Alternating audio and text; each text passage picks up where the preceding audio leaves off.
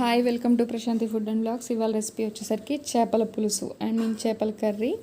So మేము ఈ విధంగా చేపలు తీసుకున్నామండి. మూడు చేపలు వెయిట్ వచ్చేసరికి మాకు 5 kgs పడింది. 5 kgs అంటే 3 కలిపి ఒక్కొక్కటి 1.5 1 kg 1 kg 300 grams అలా ఉంది. సో ఇవన్నీ 5 kgs ఉన్నాయి. మా అంకుల్ ఇట్లా క్లీన్ చేస్తున్నారు వీటిని. ఫస్ట్ ఆయన ఒక పెంకు తీసుకొని ఆ పెంకుతో ఆ పొట్టంతా క్లీన్ చేస్తున్నారు.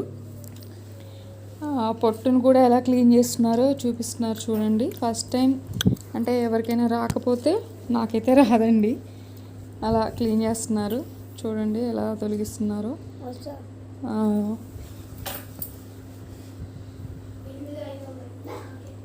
మొత్తం క్లీన్ చేసుకుంటూ ఉన్నారు. మొత్తం క్లీన్ అయిపోతుందండి. ఫిష్ మొత్తం క్లీన్ చేయాలి మంచిగా. ఆ పొట్టంతా కూడా ఏదో చెప్తున్నారు, అంటే ఏం చెప్తున్నారంటే ఇలా నీట్గా క్లీన్ చేసుకోవాలి, అవి ఉండొద్దు అని చెప్పేసి చెప్తున్నారు. మంచిగా కూర్చొని మంచిగా నీట్గా క్లీన్ చేస్తున్నారు. ఎవ్రీడే మేము ఎప్పుడు ఫిష్ వేసుకున్నా కూడా ఈ అంకులే చేస్తారు. మాకు రాదండి, సో తనే చేస్తున్నారు. ఇలా అన్నీ ఆ పొట్టంతా తీసిన తర్వాత వాటికి తోకలు ఉంటాయి కదా, తోకలు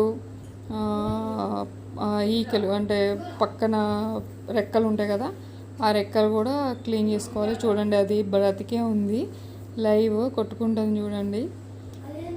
మన కోసం అది ఫుడ్గా మారడానికి చూడండి ఎంత తిప్పలు పడుతున్నాయో. ఆయన అదంతా క్లీన్ చేసిన తర్వాత తోకలు కట్ చేసుకోవాలి. పక్కనున్న వింగ్స్ అంటారు కదా, ఆ రెక్కలను కూడా కట్ చేసుకోవాలి. తలకాయ కూడా సపరేట్ చేయాలండి. ముక్కలు ఎలా కట్ చేసుకోవాలో నేను ఈ వీడియోలో అయితే షేర్ చేయలేదు. నెక్స్ట్ టైం నేను మంచిగా వీడియో అంటే ఏమేమి ఉంచాలి అవన్నీ కూడా చూపిస్తాం. మాకైతే ఇవి ఫుల్లీ ఫ్యాటెడ్ ఫిషెస్ అండి. అంటే జన అనేది మాకేం రాలేదు, మాకు ఓన్లీ కొవ్వు, లోపల కొవ్వు ఉందంటే. సో నెక్స్ట్ ప్రాసెస్ మొదలు పెడతాం. ఇదిగోండి మొత్తం ఇలా తీసుకొని మంచిగా వీటిని సాల్ట్ వేసుకొని కడుక్కోవాలండి మనం. ఇదిగోండి మొత్తం నేను ఎందుకంటే కొన్ని సపరేట్ చేస్తున్నాను ఫ్రై కోసం, ఏమంటారు లేత ముక్కలు తీసుకోవాలని. ఇదిగోండి ఫిష్ తల చూసారా ఎంత పెద్దగా ఉందో చూడండి తల. మా అమ్మమ్మ ఇప్పుడు ఫిష్ కర్రీ ఎలా చేయాలో చూపిస్తుంది మీకు. ఫస్ట్ 3 పావులు అంటే 3 పావులు నూనె తీసుకున్నాము మేము.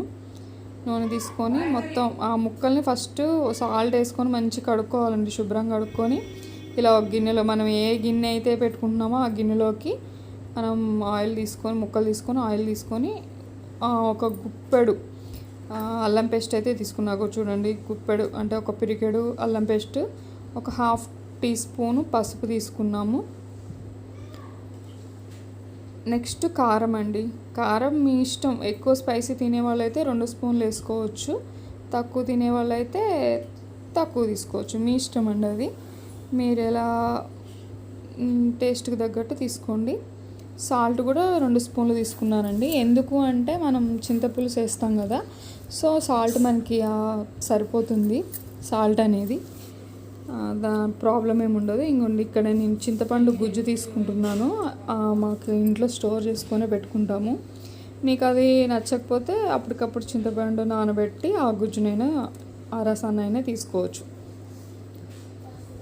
ఇక మొత్తం వీటన్నిటిని అన్నీ మిక్స్ చేసుకోవాలండి. మొత్తం మంచిగా ఆ ముక్కలకి అప్లై చేయాలి, మొత్తం వాటికి పట్టేటట్టు.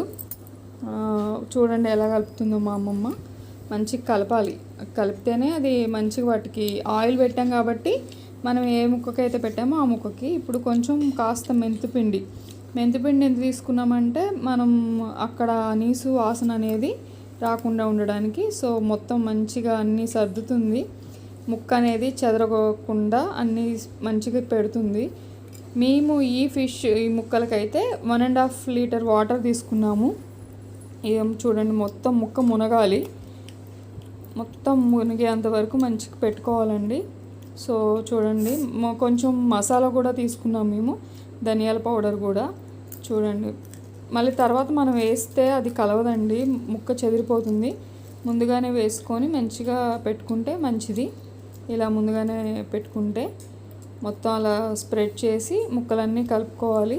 సో నెక్స్ట్ మనం స్టవ్ ఆన్ చేసుకొని స్టవ్ మీద పెట్టుకోవడమే. స్టవ్ ఆన్ చేసుకున్నాము, చూడండి ఎలా పెట్టుకున్నాము. సో ఇలా ముక్క మునిగే వరకు మీకు వాటర్ అనేది ఉండాలి. చూస్తున్నారుగా వీడియోలో చూపించే విధంగా ముక్క మునిగే వరకు వాటర్ అనేది ఉండాలి. చూడండి ఎట్లా అడ్జస్ట్ చేస్తుందో మా అమ్మమ్మ గారు. ఇలా మూత పెట్టుకోవడమేనండి. మనం మంచిగా స్టవ్ హై ఫ్లేమ్లో పెట్టుకొని మూత పెట్టేసుకోండి. మూత పెట్టుకోవాలండి.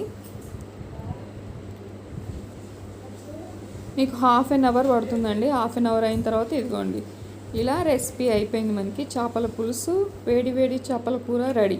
చేపల కూర వేడి కంటే చల్లగా ఉంటే బాగుంటుంది.